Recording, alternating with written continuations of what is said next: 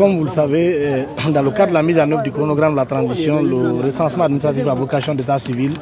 est le deuxième point inscrit et c'est ce recensement qui permettra de doter le pays d'un fichier d'état civil,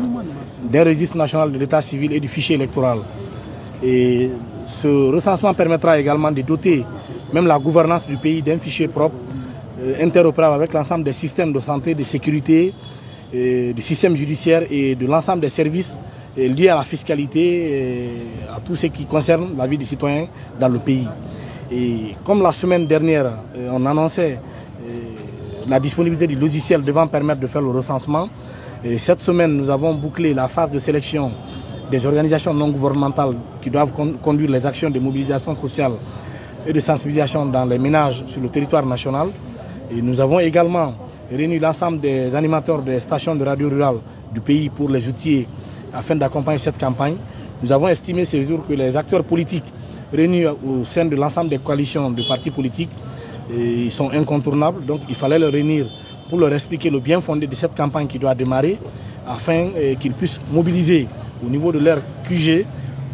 comme vous le savez, l'ensemble de ces partis politiques se réunissent chaque samedi pour passer des messages à leurs citoyens, mais également en termes d'obligation au regard de la loi portant charte des partis politiques, ils ont l'obligation de faire l'information et l'éducation citoyenne de leurs militants. Donc nous avons estimé qu'il fallait les réunir pour partager avec eux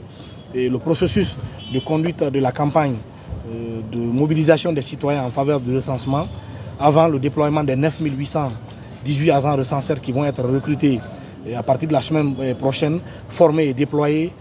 pour conduire d'abord l'enquête ménage porte à porte sur l'ensemble du territoire national et également procéder au recensement de l'ensemble des citoyens afin de constituer le fichier de l'état civil.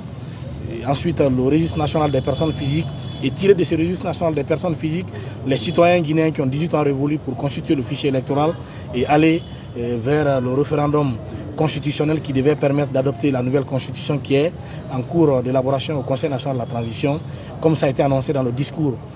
de fin d'année du chef de l'État, le général Mamadi Doumbouya. Le bien fondé de cette rencontre,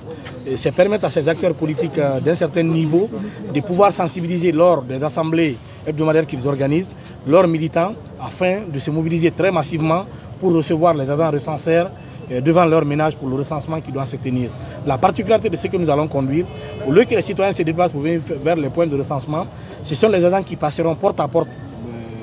dans les ménages des citoyens pour faire la collecte de données avant d'inviter les citoyens pour le recensement proprement dit. Et ces agents vont être recrutés à partir de la semaine prochaine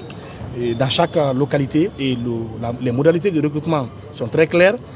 Quelqu'un de Kankan ne peut pas postuler pour Sigiri et vice-versa. Les gens vont être recrutés de façon endogène, ils seront formés localement et déployés dans leur propre localité afin qu'ils puissent passer devant leur propre famille pour sensibiliser, mais également pour faire la collecte de données et le recensement afin de constituer le fichier d'état civil. Aujourd'hui, chacun d'entre nous aura un numéro d'identification personnel qui le suivra partout, quelle que soit la durée de vie que la personne aura. Donc certains types de fraudes massives que nous avons connues par le passé seront de ce point de vue éliminés. Mais cela ne veut pas dire que c'est quelque chose qui permet de faire